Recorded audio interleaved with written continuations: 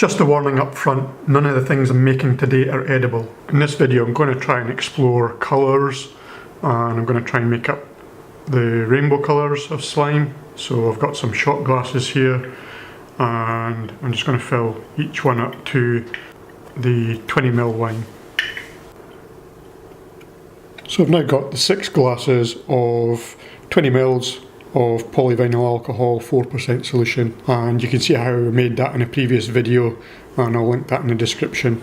Now I'm going to mix up some food colouring to the colours of the rainbow, and I'm only going to use 6 colours here because the indigo and violet, for the purposes of what I'm doing here, will be quite similar. Got some red, and for orange I need 1 red and 2 yellow. 2 yellow, red, orange, yellow, green. So I'm just making these up to about the same strength, so I'm doing 4 drops in each, except for the orange, which was 3 drops. So blue, and to make purple it's 1 blue and 3 red. So 1 blue, 1, 2, 3.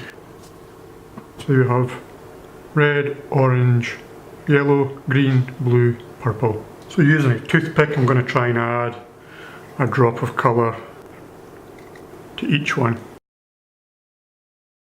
So it's the orange now, the yellow, green, blue, and I'll just make sure this purple is mixed. So it looks like for the green, the blue and the purple, I needed less food colouring for each of those. Next I'm going to add 2 ml to each of the 20 ml, so that's a 10:1 ratio of borax 4% solution.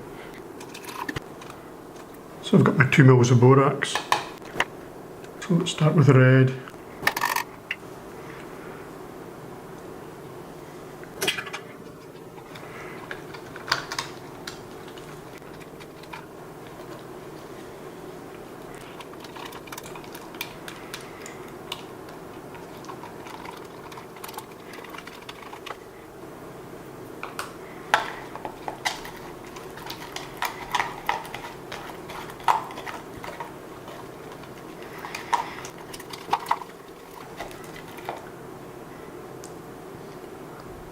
Okay, so that's the red one made, and I'll just repeat that for all the other 5 colours. And that's the orange slime, and the yellow slime, and the green slime, and that's the blue and the purple slime done. And the red wasn't quite as red as what I wanted, so mixed up another batch of red with 12 drops of food colouring. So next I'm just going to take some galvanised wire and try and shape that into a rainbow shape.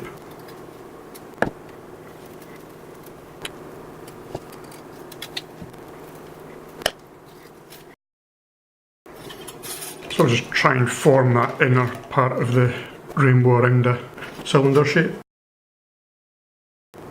Next I'm just going to take a piece of finer wire and just wrap that around to join these ends together.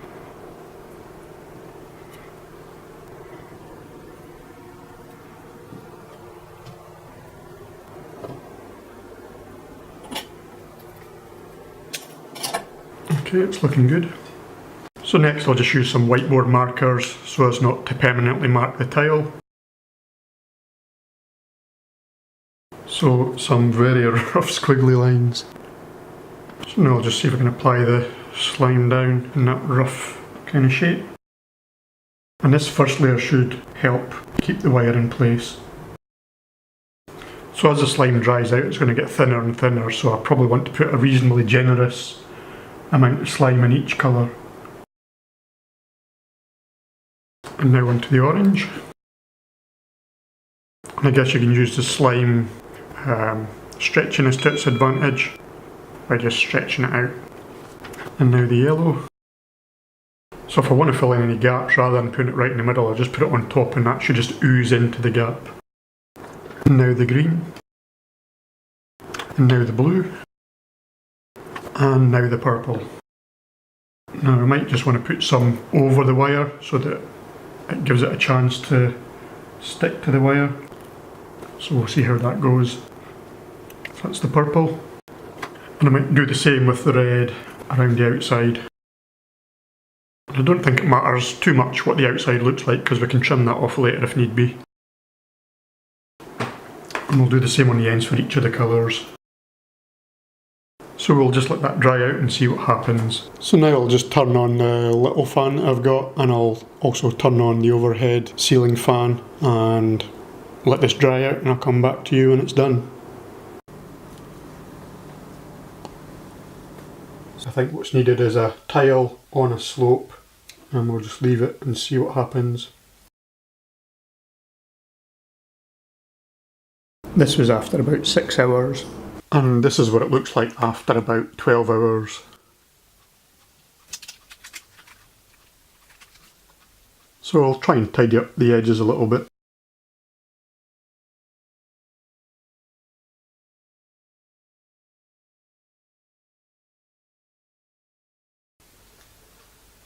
And that's it finally trimmed. I think that's turned out rather well. I made a few more shapes and got my daughter to help me fill these in, and we'll just let these dry out and see how they turn out.